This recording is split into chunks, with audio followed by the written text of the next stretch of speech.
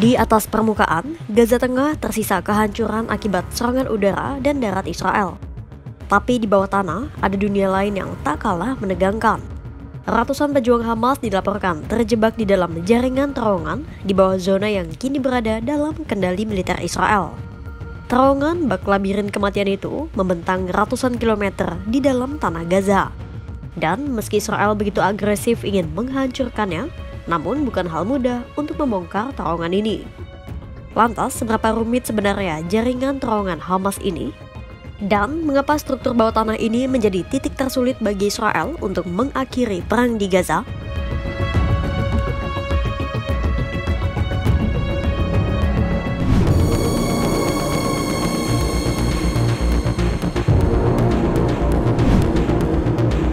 Terowongan di Gaza bukanlah fenomena baru. Awalnya, lorong-lorong ini dibuat untuk menyelundupkan barang dari Mesir ke Gaza. Sistem terowongan ini membentang di bawah tanah yang disebut Israel sebagai Metro Gaza. Sejak gencatan senjata dimulai, Israel masih terus mencari dan menghancurkan terowongan ini, namun tak sepenuhnya infrastruktur itu hancur. Bahkan dilaporkan 200 anggota Hamas masih terjebak di dalam terowongan yang berada di bawah zona kontrol, yakni garis kuning Israel yang ada di bawah Rafah. Melansir Deutsche Welle, labirin sepanjang 500 km itu menembus kedalaman hingga 70 meter di bawah permukaan tanah.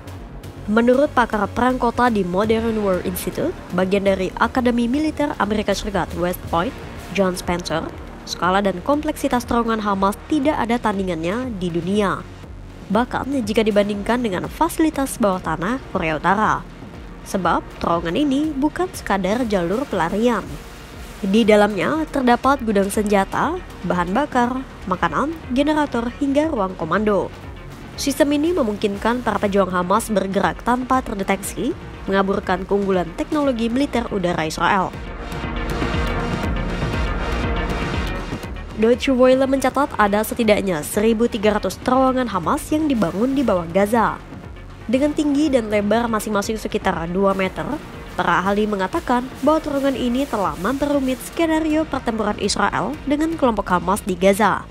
Spencer mengakui bahwa terowongan Hamas adalah penyeimbang yang luar biasa karena bisa menandingi superioritas Israel dalam hal persenjataan taktik, teknologi, dan organisasi. Namun bagi Israel, struktur ini adalah mimpi buruk yang menyulitkan deteksi dan memperlambat operasi darat di Gaza. Berikut faktor-faktor yang membuat jaringan terowongan Hamas begitu rumit dan unggulkan kekuatan perang kelompok ini saat menghadapi Israel di Gaza.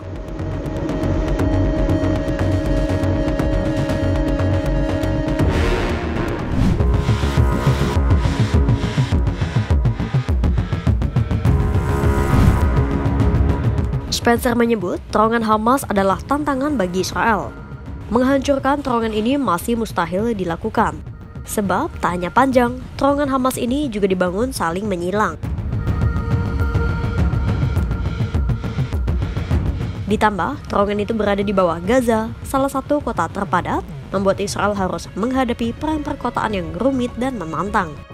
Tentara Israel bisa saja diserang dari atas melalui gedung-gedung dan dari bawah tanah.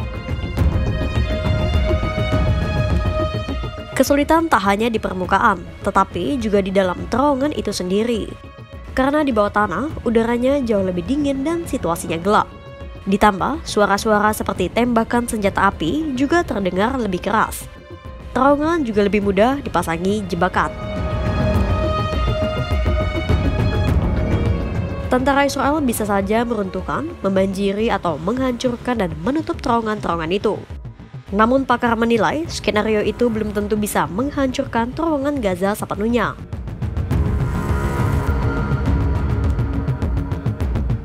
Ditambah, meski Israel memiliki segudang alat deteksi canggih, tetap saja Tel Aviv memiliki titik buta. Hal itu terbukti dari kegagalan Israel mencegah serangan Hamas pada 7 Oktober 2023 lalu. Lantas, upaya apa saja yang sudah dilakukan Israel?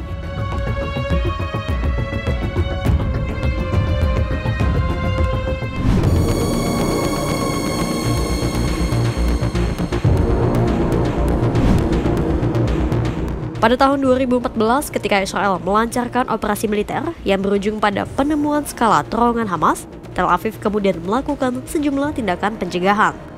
Salah satunya dengan membangun penghalang di sepanjang perbatasan Gaza untuk mencegah Hamas mengakses wilayah Israel.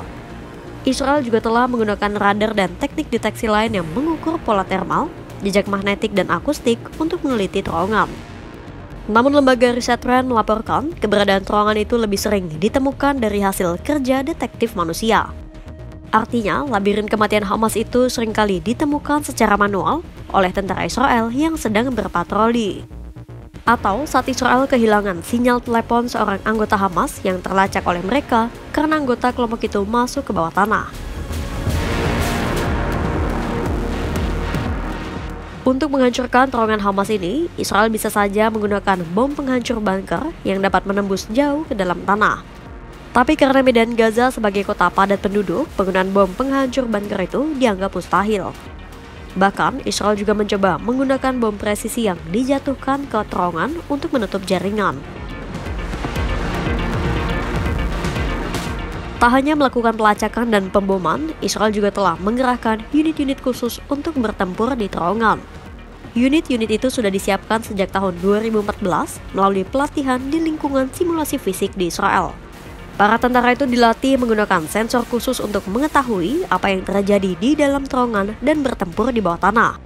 Robot dan anjing pelacak terlatih ikut terlibat dalam operasi unit bawah tanah itu.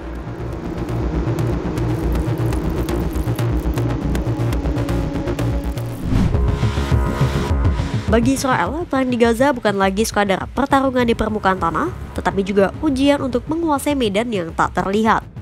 Terowongan Hamas telah mengubah definisi perang modern dari 2 dimensi menjadi 3 dimensi. Tak hanya dari darat dan udara, tetapi juga pertempuran di bawah tanah yang penuh dengan taktik dan jebakan mematikan. Israel mungkin unggul dalam senjata, teknologi, dan alat tempur paling mutakhir. Namun, Hamas punya kekuatan yang dianggap kerdil, tapi justru mematikan. Terowongan teritorial dan taktik gerilya yang sulit diterka dan disabotase pasukan Israel. Pertarungan ini tak hanya soal senjata, tapi soal siapa yang mampu memahami medan tempurnya lebih dalam. Akankah Israel masih punya jurus lain untuk menghabisi seluruh terowongan Hamas? Pantau terus perkembangannya hanya di kanal YouTube Kompas.com.